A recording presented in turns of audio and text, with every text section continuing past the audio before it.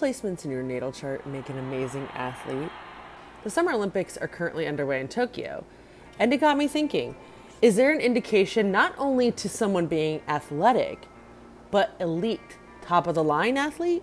I looked at some superior athletes' natal charts and found some interesting similarities. Aquarius was the leading sun sign among elite athletes, probably because it gives them the ability to think outside the box. A few examples: Wayne Gretzky, Mary Lou Retton, Babe Ruth, and Greg Louganis. Michael Jordan is probably the best known Aquarius sun. His placement is in the 9th house of experience and higher learning, which means he's gonna thrive in comprehension of understanding. And if elite athlete isn't an Aquarius sun, they're usually a cardinal sign sun. Their moon placements were usually in the 6th house of health and activity, particularly fire moons, which shows us that they have an emotional connection to their physical body and health. Mercury, if it's placed in the 1st house of self, it'll give adaptability and versatility. Also, the 6th house of activity, which gives you mental acuity and physical skill. Venus, it represents what you love. So elite athletes tend to have their Venus trine to their Saturn, and Saturn is your ambition. So in this case, Venus is going to calm the restriction of Saturn, and in turn, Saturn will help give recognition within the things that you do love. A mutable Mars sign will give your passion flexibility.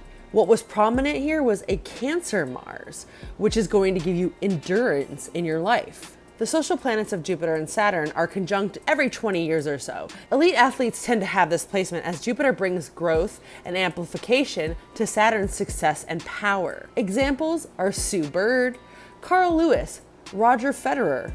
Serena Williams has a Libra, Jupiter, and Saturn conjunct in her 6th house, meaning she will seek growth in balanced activity. When discussing patterns and aspects of an athlete's chart, air stelliums were prominent, which turns restless energy into competition. There was also 6th house stelliums, which again brings intelligence and discipline to their skill set.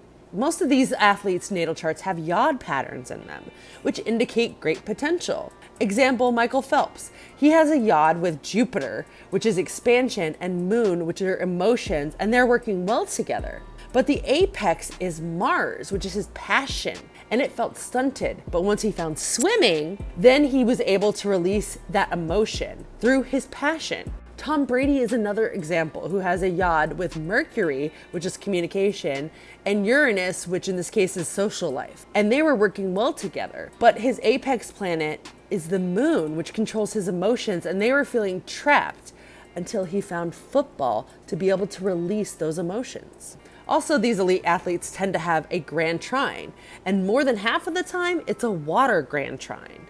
And almost all of them involve the ascendant or the midheaven in their grand trine. Ascendant has some influence on the activity in sport, and its home, the 1st house, represents the body.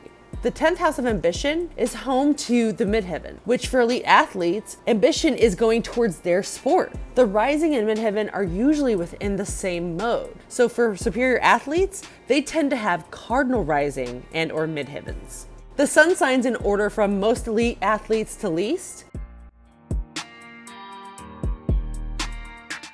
In summary, here's a short list of 10 facts that might be in a natal chart of someone who is an elite athlete.